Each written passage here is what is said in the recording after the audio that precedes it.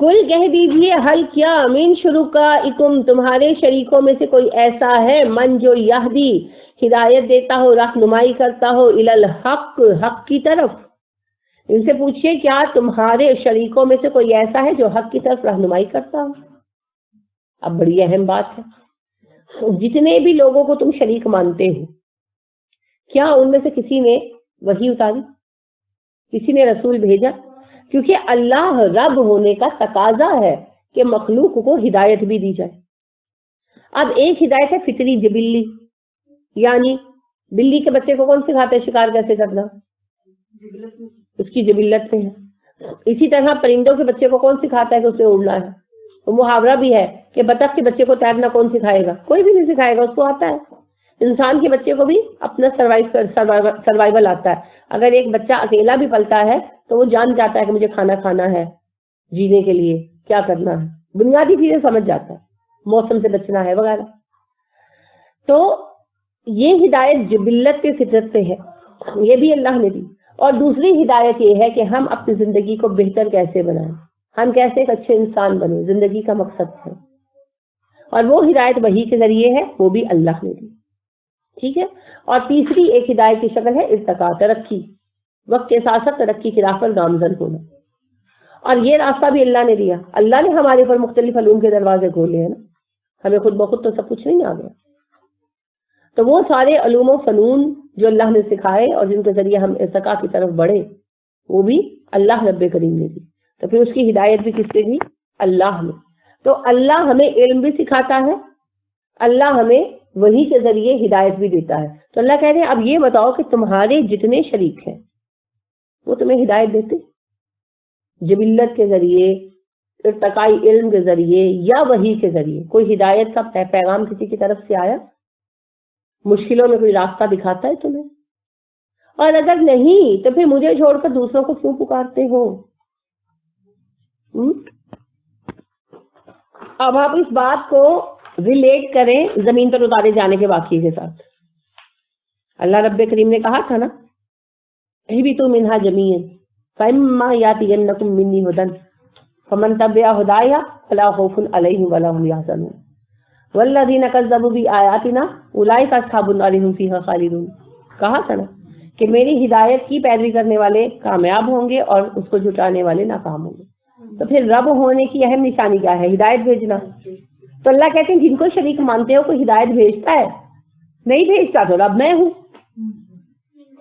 کیونکہ جنت کے لیے ان سب سے کانٹیکٹ کیا ہوا ہے تم نے. تو جنت جو ہے وہ میں نے دینی ہے, اور اس کے لیے ہدایت نامہ بھی میں ہی بھیجوں گا, رہنمائی بھی میں ہی فراہم کروں گا. ٹھیک ہے. کل کہہ دیجئے اللہ یہدی وہی رہنمائی کرتا ہے للحق کی حق کے لیے. قل اللہ یہدی للحق, کہہ دیجئے بس اللہ ہی ہے جو حق کی رہنمائی کرتا ہے, اللہ ہی ہے جو حق کے لیے رہنمائی کرتا ہے. تو وہ ہدایت صرف اور صرف اللہ کریم کی طرف سے آتی ہے. اب اللہ نے اس بارے میں بھی کہا کہ آپ بتا دیں کہ یہ ہدایت جو ہے حق کی صرف اللہ کی طرف سے آتی ہے. کیوں؟ کیونکہ ان کو ہدایت کا بھی تجربہ نہیں تھا نا, ان پر وحی نہیں آئی تھی ایک طویل عرصہ سے, اس وجہ سے انہیں علم نہیں تھا. تو اللہ نے کہا یہ بات انہیں سمجھا دو. پہلی بات یہ کہ ہدایت غیر اللہ کی طرف سے کبھی نہیں آئی, نہ آئے گی. اور دوسری بات کہ ہدایت اللہ کی طرف سے آتی ہے. ٹھیک ہے, اللہ ہی ہے جو ہدایت دیتے ہیں. تو پھر رب کی پہچان کیا ہوئی؟ پہلی, جس کو رب مانے وہ خالق ہو. دوسرا, وہ وحی بھیجنے والا, ہدایت بھیجنے والا. جس میں یہ صفتیں نہیں ہیں وہ رب نہیں ہے. تو جس کو مانتے ہو اس میں صفتیں تلاش کرو. کیا فا تو من جو یہدی ہدایت دے, یہدی وہ ہدایت دیتا ہے, مضارع کا صیغہ ہے غائب کا. آفا من یہدی, تو بھلا وہ جو ہدایت دیتا ہے الی الحق کی حق کی طرف, احق زیادہ حقدار ہے, ان کے یتبع پیروی کی جائے, امن یا جو لا نہیں یہدی یہدی ہدایت پاتا. ٹھیک ہے, یہدی خود ہدایت پاتا, راہ پاتا، الا مگر ان کے یہدا اس کی رہنمائی کی جائے۔ تو ذرا یہ بتاؤ کہ پیروی کیے جانے کا حقدار وہ رب ہے جو تمہاری رہنمائی کرتا ہے حق کی طرف، یا وہ لوگ جو خود کوئی راستہ نہیں پاتے سوائے اس کے کہ انہیں راستہ دکھایا جائے؟ ترجمے میں ہی بات واضح ہو جاتی ہے نا۔ کیا وہ رب اتباع کا، کیا بھلا وہ رب اتباع کا زیادہ حقدار ہے جو حق کی طرف تمہاری رہنمائی کرتا ہے، یا وہ لوگ تمہارے اتباع کے حقدار ہیں جو خود راستہ نہیں پاتے جب تک کہ انہیں راستہ نہ دکھا دیا جائے؟ بہت بڑا فرق رب کا اور بندوں کا بیان کر دیا گیا ہے۔ جن کو تم پکارتے ہو وہ تو اپنا راستہ بھی خود تلاش نہیں کر پائے جب تک اللہ نہ بتا دے۔ نبی صلی اللہ علیہ وسلم کو راستے کون بتاتا تھا؟ اللہ کریم۔ تو باقی تو سب آپ صلی اللہ علیہ وسلم سے بہت نیچے ہیں کیونکہ امتی ہیں، تو ان کو بھی پریشانی میں اللہ ہی راستے دکھاتا تھا، اللہ سے دعائیں مانگتے تھے، اور اگر کسی موقع پر کوئی راستہ نہیں دکھایا گیا تو کیا رہا؟ بے بسی۔ اس کی مثال خود نبی صلی اللہ علیہ وسلم کی حیات مبارکہ ہے۔ آپ دیکھیں عفت کے معاملے میں 1 مہینہ تک آپ پریشان رہے، جب تک اللہ نے راستہ نہیں نکالا آپ صلی اللہ علیہ وسلم سوائے پریشان رہنے کی کچھ نہیں کر پائے، کیونکہ رہنمائی اللہ نے دینی ہے۔ ایسا معاملہ تھا کہ اس کا کوئی طریقہ ہی نہیں تھا حل کرنے کا، اللہ نے اس معاملے کو حل کیا تو معاملہ حل ہوا ہے نا۔ اسی طرح آپ دیکھیں جب آپ صلی اللہ علیہ وسلم بیمار ہوئے، آخر وقت میں آپ صلی اللہ علیہ وسلم بیمار تھے اور شدید بیمار تھے، تو آپ صلی اللہ علیہ وسلم اللہ سے دعائیں کرتے رہے، علاج کروایا، سب کچھ کیا، لیکن شفا نہیں ہوئی، کچھ بھی نہیں ہو سکا۔ اگر نبی صلی اللہ علیہ وسلم خود اپنے لیے شفا نہیں پا سکتے، اپنے بچوں کے لیے نہیں پا سکتے، حضرت زینب بیمار رہی، بیماری کی حالت میں مر گئی، حضرت رقیہ بیمار رہی، بیماری کی حالت میں مر گئی، آپ صلی اللہ علیہ وسلم کے پیارے نواسے حضرت زینب کے بیٹے فوت ہو گئے اور بڑی تکلیف سے بیچارے۔ اسی طرح جو ہے حضرت رقیہ کے بیٹے، ان کو بھی بڑی تکلیف سے یعنی حالت سے گزرنا پڑا۔ وہ نے ان کی 2-2.5 سال کے لیے آنکھ میں ٹھونگا مار دیا، تو وہ زخم جو ہے وہ آنکھ نکل گئی اور وہ اندر اندر زخم پکتا گیا۔ آپ سوچ سکتے ہیں کہ بچے نے کتنا سفر کیا ہوگا۔ ایک انگلی پہ ذرا سا کاٹ ٹوٹ میں ریشہ پڑ جائے تو کتنی تکلیف ہوتی ہے۔ جو آنکھ کے اندر انفیکشن ہوا، ظاہر ہے وہ سر کے اندر تھا نا، کتنا اس بچے نے سفر کیا ہوگا، کتنا یعنی تکلیف رہی ہوگی۔ 1.5 مہینہ وہ بچہ بیمار رہا، پھر فوت ہوا۔ آپ اس کے لیے کچھ نہیں کر پائے کیونکہ اس دور میں کوئی ایسی اینٹی سیپٹک چیز نہیں تھی جس سے علاج کر لیا جاتا، کوئی اینٹی بایوٹک نہیں تھا، کچھ نہیں تھا۔ صحا اور اپنے کسی پیارے کو اس طرح بیماری سے گزرتے دیکھنا جبکہ وہ بچہ ہو، اس سے زیادہ تکلیف دے تو چیز ہی کوئی تھی۔ تو جس مصیبت میں، جس پریشانی میں بھی پھنسے آپ صلی اللہ علیہ وسلم، اللہ سے مدد مانگی، آپ کی رہنمائی کی گئی، آپ کو راستے دکھائے گئے۔ اور کبھی کوئی مصیبت جو تقدیر کا حصہ تھی اس میں آپ کو نہیں بتایا گیا، جیسے آپ جب جادو سے بیمار ہوئے تو دعا مانگی، اللہ نے راستہ دکھایا، جب زہر سے بیمار ہوئے بہت دعا مانگی مگر اس میں شفا نہیں ہوئی۔ یہی تقدیر ہے اور اس کے آپ بھی پابند تھے، ہر کوئی پابند ہے۔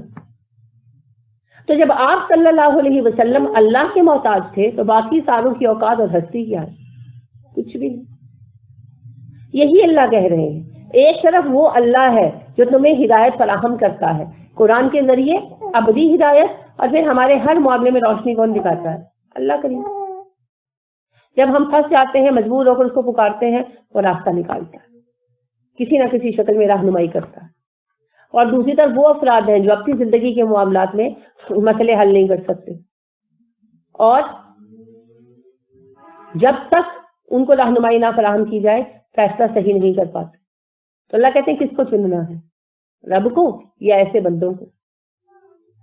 تو یہ جو ہے پیر نصیر الدین اس وقت گولڈرا سے ایک گدی نشینی ہے، تو وہ پیرزم کے خلاف کافی بولتے ہیں۔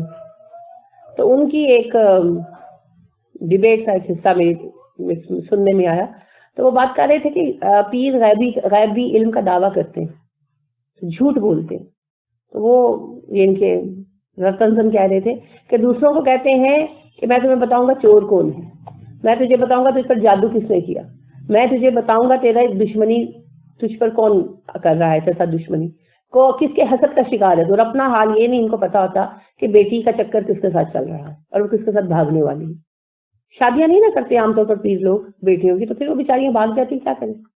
تو اکثر پیروں کے گھروں میں یہ مسئلے ہوتے ہیں.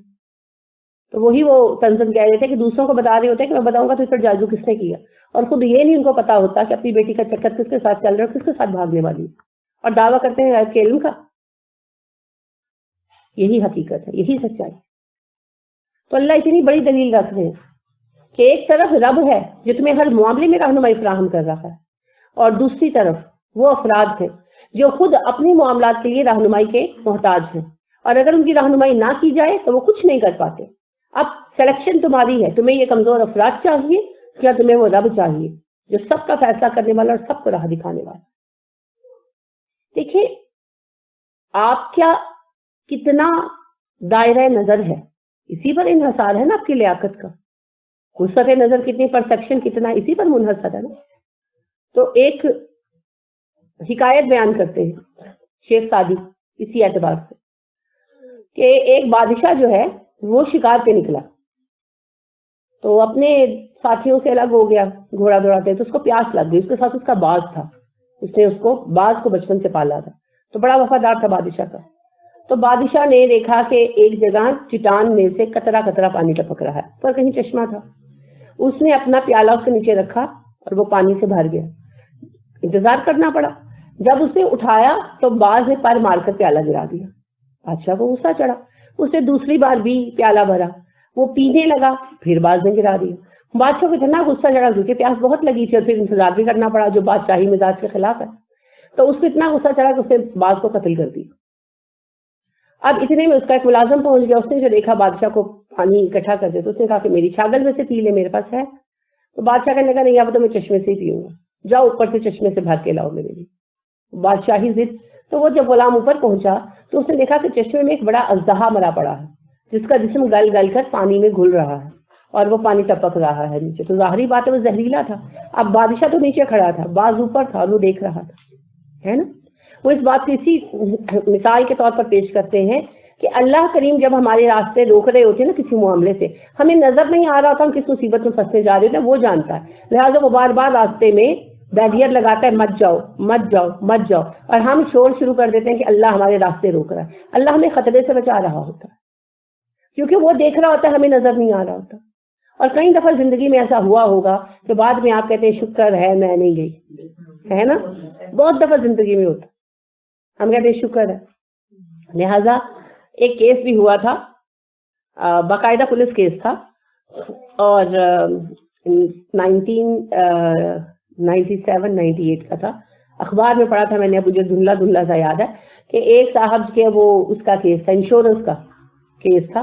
تو اس میں پھر بہرحال وہ پکڑے گئے کہ وہ یہ ہوا کہ ایک صاحب نے بس کی ٹکٹ لی سفر کرنے کے لیے, تو کسی دوسرے صاحب کو کوئی گھر سے ایمرجنسی کی خبر آئی کہ وہ کہہ رہے تھے کہ مجھے ٹکٹ چاہیے, بڑے پریشان تھے کہ گھر سے خبر آئی ہے پتہ نہیں بیٹے کا کہ بھائی کا ایکسیڈنٹ ہو گیا. تو انہوں نے ہمدردی میں ٹکٹ اسے دے دی. راستے میں بس ایکسیڈنٹ ہوا, بس کھڈ میں گر گئی اور سب لوگ مر گئے, لاشیں بھی نہیں نکالی جا سکی, کھڈ بہت گہرا تھا. تو لہٰذا وہ سب مردہ تسلیم کر لی گئی جس جس کی ٹکٹ تھی. اب ان صاحب نے ایک انشورنس کرایا ہوا تھا پتہ نہیں اس وقت میں کتنے کروڑ کا, تو ان کی مالی حالت بڑی خراب تھی. تو انہوں نے کہا کہ بھائی فراڈ کرتے, یعنی کہ وہ تو زندہ تھے نا, جنہوں نے اپنی ٹکٹ دے دی تھی, تو انہوں نے اپنی فیملی کے ساتھ مل کر فراڈ کیا. اب ظاہر ہے چونکہ ان کا انشورنس بہت بڑا تھا تو انشورنس کمپنی نے بڑی تحقیق کی, تو وہ پکڑے گئے. وہ پھر پولیس کیس بنا اور سارا چلا, تو وہ صاحب زندہ تھے. تو وہ پھر اس طرح ہوا. تو دیکھیے اللہ کریم کب کہاں کس طرح کس کو کس چیز سے بچا رہا ہے ہمیں کوئی آئیڈیا نہیں.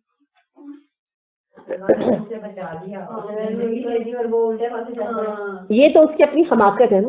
ابن عمر رضی اللہ عنہ کہتے ہیں اگر تم کبھی یہ دیکھ لو کہ اللہ تمہارے معاملات کو سنبھالنے کے لیے کس کس طرح سے پلان کرتے ہیں اور کس کس طرح سے کاوش کرتے ہیں, تو تم کبھی اللہ سے شکوہ نہ کرو. ہمیں بظاہر لگتا ہے نا ہمارا یہ کام نہیں ہوا, یہ کام نہیں ہوا, یہ کام نہیں ہوا. اللہ نے پتہ نہیں کیا پلان کیا ہوتا ہے, ہمیں کوئی آئیڈیا نہیں ہوتا, پتہ نہیں کیا پلان کیا ہوتا ہے.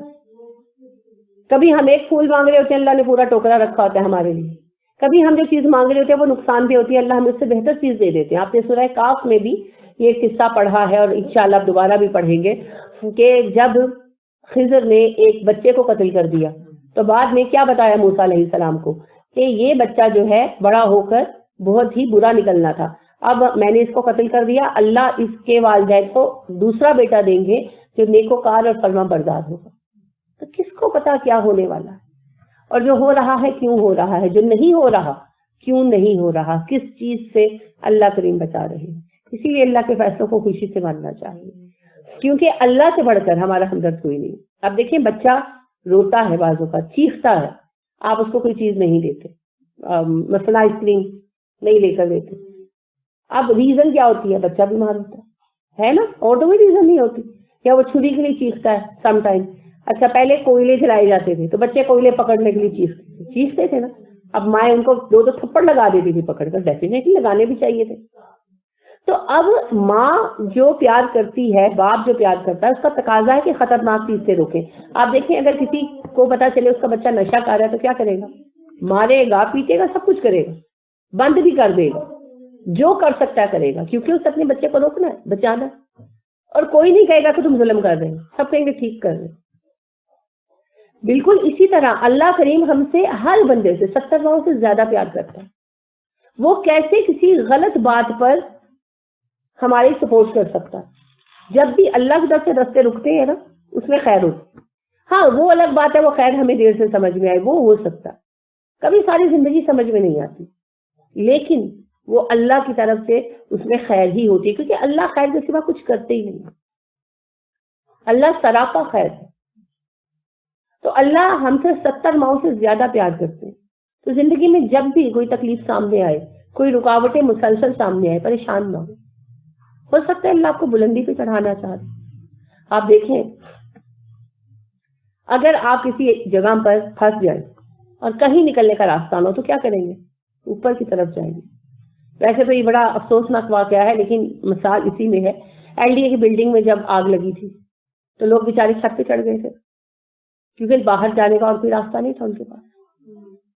تو جب آپ کے راستے بند ہو جاتے ہیں تو پھر آپ کیا کرتے ہیں؟ ہار کر اوپر کی طرف چڑھتے ہیں۔ تو بعض اوقات اللہ آپ کو سر بلند کرنے کے لیے، کامیابی کے زینے پر چڑھانے کے لیے راستے بند کر دیتے ہیں۔ جیسے بچہ ہے کہ رزلٹ پاس ہوتا ہے تو ماں باپ موبائل وغیرہ سب لے کر بند کر کے سرانے بیٹھ کے اس کو کتاب دے دیتے، پھر اسے پڑھنا ہی پڑتا ہے۔ بس اسی طرح بعض اوقات اللہ ہمیں ترقی کے زینے چڑھانے کے لیے ہمارے راستے بلاک کر رہے ہوتے ہیں۔ ہمیں لگ رہا ہوتا ہے نیچے نیچے چلے جائیں خیر ہے، اللہ کہتے ہیں نہیں، یہ بلندی کے لائق ہے، اسے اوپر چڑھانا ہے۔ تو کچھ پتہ نہیں ہوتا کہ راستہ کیوں بند کیا جا رہا ہے، بس گھبرائیں مت، اللہ پر اعتماد رکھیں۔ ایک ماں اپنی اولاد کا برا نہیں کر سکتی نا، وہ 70 ماؤں سے زیادہ پیار کرتی ہے، وہ کیسے برا کر سکتا ہے؟ وہ کر ہی نہیں سکتا۔ ہمارا اپنا نظر کا دائرہ محدود ہے، اس لیے ہم صرف آج میں دیکھ رہے ہوتے ہیں، اور وہ اینڈ تک سب کچھ جانتا ہے، وہ ہمیں اسی کے لیے تیار کر رہا ہے۔ ٹھیک ہے، تو اللہ پر ٹرسٹ کریں، اس پر ایمان رکھیں، اس پر بھروسہ کریں۔ توکلت علی اللہ صرف آپ کو جملہ نہیں ہونا چاہیے، آپ کا فلسفہ حیات ہونا چاہیے۔ تو جب اللہ پہ بھروسہ کر لیا تو پھر بے اعتباری دے۔ ٹھیک ہے، تو اللہ فرما رہے ہیں مجھے اتنا بتاؤ، جب تمہارے شریکوں میں سے کوئی ہدایت نہیں دینے والا تو وہ رب جو تمہیں ہر چیز کی ہدایت دیتا ہے حق کے ساتھ، تمہیں اس کی پیروی کرنی چاہیے یا ان افراد کی پیروی کرنی چاہیے جو خود ہدایت کے محتاج ہیں۔ یہاں ایک اور بات بھی کلیئر ہو جاتی ہے کہ یہ آیتیں بتوں کے بارے میں نہیں ہے۔ بتوں کو رہنمائی چاہیے ہوتی ہے، وہ تو جہاں پڑھے ہیں وہیں پڑھے ہیں، کسی بت نے آج تک رہنمائی نہیں مانگی۔ اگر وہ مانگ ہی سکتے تو پھر رونا ہی کس بات کا تھا، پھر تو وہ زندہ تسلیم ہو جاتے نا۔ لہذا بات بتوں کی نہیں ہو رہی، ان شخصیات کی ہو رہی ہے جن کی یادگاری میں بت بنائے گئے۔ تو آپ دیکھیے بڑی اچھی ایک بات کر رہے تھے، انڈیا کے ایک چیف جسٹس ہیں، ریٹائرڈ ہو چکے ہیں، ہندو ہے مذہب، تو رام مندر مسئلے پر ان سے کچھ کوشچنز کیے جا رہے تھے، تو وہ اس پر بات کر رہے تھے۔ وہ کہنے لگے کہ رام مندر تو سیاسی مسئلہ ہے، رام تو بھگوان ہی نہیں ہے، تو وہ ان کا مندر کیوں بناتے؟ تو کہنے لگے دیکھو رام کی تاریخ اٹھا کے پڑھ لو، رام پیدا ہوئے، شہزادے تھے، پھر ان کی ستیلی ماں نے چال چل کے انہیں نکلوا دیا، 14 سال کا بنواس لیا، بنواس کے بعد واپس آئے، بادشاہ بنے، حکومت کی، اولادیں پیدا کی، پھر مر گئے۔ تو ایک انسان کا مندر بنانے کا سوال نہیں پیدا ہوتا، تو رام کا مندر ہے ہی نہیں، مسجد ہے مسلمانوں کی، ٹھیک ہے۔ اب جس نے مجھے بھیجا تھا، میرے بڑے پیارے عزیز ہیں، وہ خود قبر پرست ہے۔ میں نے ان سے یہی سوال کیا، میں نے بڑی تعریف کی نا کہ دیکھو کتنا حق پرست آدمی ہے، بڑی اس کا نیچے انہوں نے لائنیں لکھی تھی، صحیح لکھی تھی۔ میں نے کہا بہت صحیح کہا آپ نے، وہ حق پرست آدمی ہے، اللہ اسے اسلام کی توفیق دے، ضرور دے، آئی ایگریڈ، مگر آپ تو مسلمان ہیں، آپ ہی کیوں نہیں سوچتے کہ جن داتا صاحب کے مزار پہ آپ دھرنا دے کر بیٹھے ہیں وہ داتا صاحب بھی پیدا ہوئے، شادیاں کی، 2 شادیاں کی، خود ان کے بیان کے مطابق، غزنی سے سفر کر کے صحبتیں جھیل کر یہاں پر آئے، یہاں پر آ کر ساری زندگی تحقیق میں، تعلیم میں گزاری، اور پھر مر گئے، اور مر کر یہاں دفن ہو گئے۔ تو جو پیدا ہوا، جس نے شادیاں کی، جس سے سفر کیا اور مر گیا، وہ ایک انسان ہے، تو پھر انسان سے کیوں مانگتے ہو، اللہ سے کیوں نہیں مانگتے؟ وہ ایک ہندو ہو کر رام کے متعلق تسلیم کر رہا ہے، آپ مسلمان ہو کر کیوں تسلیم نہیں کرتے، کیوں نہیں مانتے؟ اس کو تو اللہ اسلام کی توفیق دے گا جب دے گا، آپ کو کب دے گا؟ جب آپ مانگیں گے، سب تسلیم کریں گے۔ تو بات یہی ہے کہ یہ سب باتیں ان شخصیات کے بارے میں ہیں جن کو پکارا جاتا ہے، خواہ ان کے بت بنائے جائیں، خواہ ان کی یادگاریں قبروں کی شکل میں بنائی جائیں، جس کو پکار رہے ہیں اسی کے بارے میں یہ چیلنج ہے، غور کر لیں اور سوچ لیں۔ فما لکم، کیا ہو گیا ہے تمہیں، what's wrong with you، یہ فما لکم کا یہی مطلب ہے، what's wrong with you، ہوا کیا ہے تمہیں، کیفا تحکمون، تم کیسے فیصلے کرتے ہو، عوام الناس سے کہا جا رہا ہے، ہم سب سے، تمہارے سامنے دلیل ہے پھر بھی غلط کو چنتے ہو، کیوں، کیسے فیصلے کر رہے ہو، کیوں کر رہے ہو، سبب، اور پھر اللہ سبب بھی بتا رہے ہیں، دیکھیے، وما نہیں، یتبع پیروی کرتے، اکثرہم ان کی اکثریت، الا مگر ظنن گمانوں کی، ان کی اکثریت محض اپنے گمانوں کی پیروی کرتی ہے۔ کیا ہے گمان؟ سب سے بڑا گمان یہی ہے کہ اللہ کی خدائی میں کوئی شریک ہے، کوئی بچا سکتا ہے، کوئی دعا قبول کر سکتا ہے، کوئی اللہ کو مجبور کر سکتا ہے، اس سے بڑا گمان دنیا میں کوئی نہیں۔ یہ گمانوں کا شکار ہے، فلاں حضرت صاحب بچا سکتے ہیں، فلاں بچا سکتے ہیں، یہ ان گمانوں کے پیچھے لگے ہوئے، دلیل کسی کے پاس نہیں ہے، کسی کے پاس دلیل نہیں ہے، کہانیاں ہیں جتنی چاہے سن لو۔ اچھا، ہمارے یہاں پھر وہی بات ہے، عبد القادر جیلانی علیہ رحمہ کو سب سے زیادہ پوجا جاتا ہے۔ سوال یہ ہے، کیا قرآن میں آیا کہ ایک بندہ آئے گا غوث اعظم اس کی کرنا تابع داری؟ حدیث میں آیا؟ تو پھر کہاں سے آ گیا؟ کیا دلیل کیا ہے؟ کس نے بتایا کہ عبد القادر جیلانی غوث اعظم ہے؟ کس نے بتایا؟ شیطان، صحیح کہا، شیطان نے ایک وسپر کی اور ہم نے اسے پھیلا دیا بے وقوفوں کی طرح۔ اسی طرح سے لاہور کو داتا گنج وقت سنبھالے ہوئے، اچھا کس نے بتایا؟ قرآن نے، حدیث نے نہیں بتایا، تو آپ کو کیسے پتا چلا جی داتا گنج وقت سنبھالے ہوئے؟ Who told you that؟ ایک بات ہے منہ کی بنا کر بیٹھ گئے، اپنے پاس خدا کا خوف نہیں ہے۔ وہ جی جنتی دروازہ، بہشتی دروازہ کس کے مزاج کا ہے؟ نہیں جی، وہ جو گنجے شکر ہے ان کے ہے نا، تو وہ جی جو گزرے گا وہ بہشتی ہو جائے گا۔ کس نے بتایا؟ قرآن میں آیا؟ حدیث میں آیا؟ نہیں، تو پھر کیسے بتایا آپ کو؟ اچھا، جب قرآن اتر رہا تھا یہ مزاج موجود تھا، تو پھر آپ کیسے کہہ سکتے ہو؟ کعبہ کا دروازہ تو بہشتی ہوا نہیں، بلکہ اللہ نے کہا کہ تم لوگ، آپ نے سورہ توبہ میں پڑھا ہے، اللہ نے کہا اے قریش، کیا تم لوگ کعبے کی خدمت اور حاجیوں کے خدمت کو اللہ پر ایمان لانے اور دین کے لیے کام کرنے سے زیادہ اہم سمجھتے ہو؟ یعنی کعبہ جو دنیا کی سب سے اہم مسجد ہے اور جسے اللہ نے حرام کر دیا، اس کے لیے اللہ کہتے ہیں کہ اے قریش، کعبے کی خدمت، کعبے کی تولیت اور حاجیوں کی دیکھ بھال کو تم اللہ پر ایمان لانے اور اللہ کی راہ میں مشقت کرنے سے زیادہ اہم سمجھتے ہو؟ نہیں، یہ اہم نہیں ہے۔ اللہ پر ایمان لانا اور اللہ کے دین کا کام کرنا زیادہ اہم۔ اور یہاں جو اس دروازے سے نیچے سے گزر جائے وہ بھی بہشتی ہو گیا۔ ایک وہاں مزار ہے جی سندھ میں، اب میں نام بھول گئی، وہ جی جو 7 سال وہاں پر حاضر ہو، نہیں 7 شریف نہیں، وہ تو کافی فیمس ہے، ایک اور مزار ہے میں اب بھول گئی ہوں، وہ اس کی یہی پیغام چینل پر اس کی انہوں نے بتایا تھا، ڈاکیومنٹری ٹائپ بنایا تھا، تو اس کی کلپ مجھے کسی نے سینڈ کیا تھا، تو اس کے بارے میں وہ کہتے ہیں جی 7 سال یہاں آئے مسلسل اور قبر کا طواف کرے تو اسے حج کا اجر ملتا ہے، سبحان اللہ۔ اور لوگ آتے، انا للہ و انا الیہ راجعون۔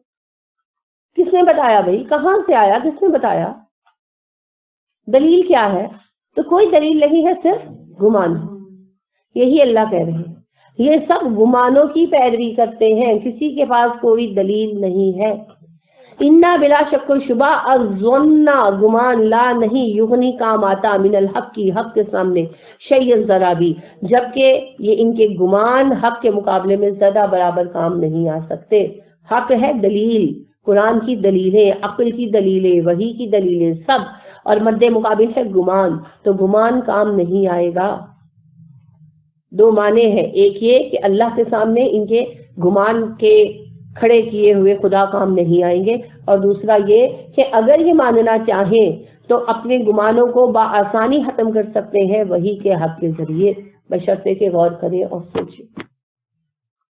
ان اللہ، بے شک اللہ، علیم، خوب جاننے والا ہے، علیم مبالغہ ہے عالم کا، کس کے وزن پر؟ فاعل کے وزن پر، سب سے زیادہ جاننے والا ہے، بما یفعلون، ان سب افعال کا جو تم کرتے ہو، اللہ ان سب افعال کا سب سے زیادہ جاننے والا ہے جو تم کرتے ہو۔ اللہ سب سے زیادہ جانتا ہے تو لکھواتا کیوں ہے؟ ہمارے لیے، ہمارے لیے، قیامت کے لیے لوگ نہیں مانیں گے نا، انکار کریں گے، اور پھر بہت کچھ بھول بھی چکے ہوں گے، تو پھر ان کے سامنے ان کے نامہ اعمال رکھ دیے جائیں گے، یہ کرتوت ہے تمہاری۔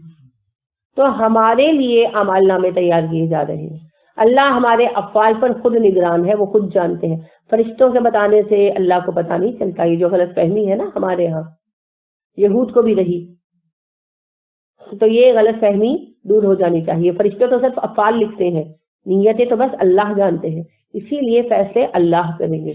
شیطان کو فرشتے بھی نیک سمجھتے تھے نا، بس اللہ جانتا تھا نیک نہیں ہے، منافق ہے۔ تو آج کون نیک ہے کون منافق ہے صرف اللہ جانتا ہے۔ اسی لیے اللہ کہتے ہیں اللہ کے سوا کوئی نہ ہدایت دے گا اور نہ ہی اللہ کے سوا کوئی بخشش کے فیصلے کرے گا۔ تو اللہ ہمارے سب افعال خود جانتے ہیں، اللہ ہم پر حاضر و ناظر ہے۔ اس خیال کو بدلنا ہے کہ فرشتوں کی تحریر پر پکڑے جاتے ہیں، غالب بھی کہتے ہیں پکڑے جاتے ہیں فرشتوں کے لکھے پر ناحق۔ آدمی کوئی ہمارا دم تحریر بھی تھا کہ فرشتوں نے جو کچھ لکھا اس پر اللہ جی آپ ہماری پکڑ کر رہے ہیں، یہ ظلم ہے۔ جب یہ اعمال نامہ لکھا جا رہا تھا ہمارا بھی کوئی آدمی موجود تھا، جی اللہ کریم وہ ہر چیز پر نگران ہے۔ اور یہ بات بہت اچھی طرح سمجھ اور سمجھانے کی ضرورت ہے کہ یہ اعمال نامے ہمارا ریکارڈ ہے، ہمارے لیے، اللہ کریم کے علم کے لیے یہ ریکارڈ تیار نہیں کیا جا۔ اللہ تو پہلے سے جانتے ہیں، ٹھیک ہے۔ جب یہ چیز کلیئر ہوتی ہے نا تو اس وقت پھر انسان کے اندر چینج آتا ہے اور اللہ پر عقیدہ بھی مضبوط ہوتا ہے۔ اللہ ہمیں توحید کی توفیق عطا فرمائے، اور جو توحید سے بھاگتے ہیں اللہ انہیں بھی توحید کی لذت عطا فرمائے۔ ایک بات میں آپ کو بتاؤں اپنے ذاتی تجربے کی بنا پر، توحید آپ کا ذہن بہت وسیع کر دیتی ہے، توحید آپ کا حوصلہ بہت بلند کر دیتی ہے، اور توحید آپ کو ایک نیا انسان بناتی ہے، آپ کے خوفوں اندیشوں سے بلند تر، آپ کا کیلیبر چینج کر دیتی ہے توحید، سیریسلی۔ میں خود اپنے آپ کو پہلے سے بہت منفرد پاتی ہوں صرف توحید کی وجہ سے۔ تو جو توحید کا تصور واضح کر لیتا ہے نا وہ واقعی ایک مختلف انسان ہوتا ہے۔ ہمارے اندر تبدیلی اس لیے نہیں آتی کہ ہم توحید ہی کو سمجھ نہیں پاتے۔ تو توحید جو ہے نا اللہ اسے ہمیں واضح کر، جو ہم صحابہ کو دیکھتے ہیں نا ڈر بے باک، توحید کی وجہ سے، توحید کی وجہ سے۔ تو لہذا توحید کو اپنائیے خود بھی اور اپنے بچوں اور پیاروں پر بھی واضح کیجیے۔ اور مزید یہ کہ یہ جو آیتیں ہیں یہ پہنچائیں، ممکن ہو تو آج کا لیکچر پہنچائیں، ہو سکتا ہے کسی کا بھلا ہو۔ اور رسول اکرم صلی اللہ علیہ وسلم نے کہا علی میں آپ کو وصیت کرتا ہوں اگر آپ کی وجہ سے ایک شخص ہدایت پا جائے تو آپ کے لیے سرخ اونٹوں سے بڑھ کر زیادہ اچھا، ٹھیک ہے؟ تو لہٰذا ہدایت کے لیے کوشش کریں۔ اور آج ہمارے معاشرے میں سب سے زیادہ ضرورت توحید کی، توحید پر کھڑے ہو جائیں گے نا تو پھر باقی چیزیں بہتر ہوتی چلی جائیں گی۔ جب اللہ کی جواب دہی کا خوف ہوگا نا پھر جرائم بھی چھوٹتے جائیں گے، پھر بدعملی بھی چھوٹتی جائے گی، ٹھیک ہے؟ تو یہ شوق ہوگا کہ ہم جانیں کہ اللہ ہم سے کیا چاہ رہے ہیں، اللہ نے ہمیں کیا لائف اسٹائل دی ہے۔ بالکل، تو جو ہے وہ جب اللہ کو مان لیں گے تو پھر جب اللہ کو مان لیں گے تو پھر جاننے کا شوق ہوگا، جب جان لیں گے تو پھر پانے کا شوق ہوگا۔ یہی تو مرحلے ہیں، ماننا، جاننا، پانا، اور پانے کے لیے پھر کام کرنا پڑے گا، ہے نا؟ آپ دیکھیں کہ کیس نے بھی تو کہتے ہیں نا نہر کھود دی تھی، نہیں کیس نے نہیں، اس نے فرہاد نے نہر کھود دی تھی، آئی ڈونٹ نو کھودی تھی کہ نہیں کھودی تھی، لیکن وہ کہتے ہیں کہ پہاڑوں میں نہر کھود دی تھی، اس نے پانے کا شوق تھا نا اس کے۔ کہتے ہیں کہ شیریں کی شادی ایک علاقے کے حاکم سے ہو گئی تھی، تو اس نے کہا کہ میری بیوی کو تو بڑی بدنامی ہو رہی ہے، اگر قتل کرا دیا تو اور بھی بدنامی ہوگی، تو اس نے فرہاد کو کہا کہ تم یہ پہاڑوں پر سے تازہ دودھ منگواتا ہوں میں شیریں کے لیے، تو وہ بڑی دقت ہوتی ہے کہ تم اگر اتنا پیار کرتے ہو تو یہ پہاڑوں میں نہر کھود دو، تو اگر تم نے نہر کھود دی تو اوپر سے دودھ ڈالا جائے گا تو نیچے فریش پہنچ جائے گا، تو میں شیریں کی تم سے شادی کر دوں۔ اس کا خیال تھا نہر کھودتے کھودتے فرہاد مر جائے گا، کون نہر کھود سکتا ہے؟ تو اس قصہ کو سنانے والے یہ کہتے ہیں کہ فرہاد نے نہر کھود دی، پھر اس کے بعد اس نے مجبور ہو کر قتل ہی کرا دیا۔ Any ways I don't know نہر کھودی یا نہیں کھودی، لیکن بات یہ ہے کہ انسان کو جب طلب ہوتی ہے نا، جب لگن لگتی ہے تو اس لگن میں کچھ بھی کرتا ہے۔ تو جب اللہ کو جانیں گے تبھی تو لگن لگے گی اس کو پانے کی، اور پھر وہ پانے کی جستجو انسان کو راتوں کو جگاتی ہے، پھر انسان سوال کرتا ہے۔ تو اقبال کہتے ہیں نا رلاتی ہے مجھے راتوں کو خاموشی ستاروں کی، انوکھا عشق ہے میرا انوکھے میرے نالے۔ تو راتوں کو پھر جاگ جاگ کر روتا وہی ہے جسے پانے کی لگن ہوتی ہے۔ اسی لیے ہم دیکھتے ہیں صحابہ کے قصے یا تابعین کے قصے کہ بھی ساری عمر تہجد قضا نہیں کی، بیماری میں بھی قضا نہیں کی، فوتگیاں ہوئی، جنگوں میں شریک ہوئے، تب بھی رات کو تہجد کے لیے کھڑے ہو جاتے۔ تو حیرت ہوتی ہے نا کہ بھی ہمارے تو 4 مہمان آئے ہو تو عشاء پڑھنے مشکل ہو جاتی، ان میں اتنا کہاں سے حوصلہ آتا تھا؟ انسان نہیں تھے، انسان ہی تھے، صرف لگن تھی، وہ لگن سب کچھ کرا لیتی۔ تو لگن لگ جانی چاہیے، اور لگن لگنے کے لیے ماننا اور جاننا ضروری۔ طلب، شوق، طالب کبھی رکتا نہیں ہے نا، طالب کبھی نہیں رکتا، ہمیشہ سفر میں رہتا ہے۔ تو طلب لگنی چاہیے، لگن لگنی چاہیے، اور لگن ہے بس ایک ہی، توحید، اللہ کی محبت۔ جب یہ پائیں گے تو پھر خود بہت سب کچھ ہوگا، پھر اعمال بھی بدلیں گے، پھر افکار بھی بدلیں گے، پھر سب کچھ بدلے گا۔ بس ایک نقطہ صحیح کر لیں۔ وہ کافی بھی ہے نا حسین شاہ کی، وہ کہتے ہیں کہ نقطے تے گل مکدی ہے، ہر نقطہ چھوڑ دلیلاں نو، ایک نقطے تے گل مکدی ہے۔ واقعی ساری بات ایک نقطے پہ آ کر ختم ہوتی ہے، لا الہ الا اللہ، شجرہ ثابتہ۔ تو اس ایک نقطے کو سمجھ لیں، توحید خالص قائم کر لیں، پھر دیکھیں سوچ بھی بدلے گی، عمل بھی بدلے گا، ٹھیک ہے؟ تو توحید کو خود بھی سمجھنا ہے اور بچوں کو بھی پہنچانا ہے جہاں جہاں پہنچانا ہے۔ اللہ توفیق عطا کرے، آمین۔ کوئی سوال؟ جانے والا کی بات کہہ رہی تو کچھ بتائیں کہ میں نے کو یہی پڑھے اللہ معاف کرنا، تو کہتے ہیں اس کے علاوہ بھی کچھ بتائیں، یعنی کہ قرآن سے نہ کیا ہے سرجی نہیں ہو رہی، کچھ میرے اور کوئی سنت دعائیں جو ہے نا میرے پاس فوٹو اسٹیٹ کی ہوئی رکھی ہیں، وہ میں نکال کر دے دیتی ہوں، انہیں کہیں پڑھ۔ نبی صلی اللہ علیہ وسلم نے وہی دعائیں دی ہیں، 6 دعائیں اللہم میں بھی موجود ہیں، فوٹو اسٹیٹ بھی ہوگی میرے پاس، تو وہ ان کو دے، وہ پڑھیں۔ باقی انہیں کہیں کہ نماز کے بعد تفصیلی دعا کریں ان کے لیے، اور بس یہ دعا پڑھیں، سب لوگ پڑھیں۔ اللہم میں موجود ہے، میت کے لیے جو دعائیں ہیں نا، میت کے لیے دعائیں، اس میں 6 دعائیں موجود ہیں، ٹھیک ہے؟ چلیے، سبحانک اللہم و بحمدک ونشہد ان لا الہ الا انت فنستغفرک ونتوب الیک. السلام علیکم ورحمۃ اللہ وبرکاتہ.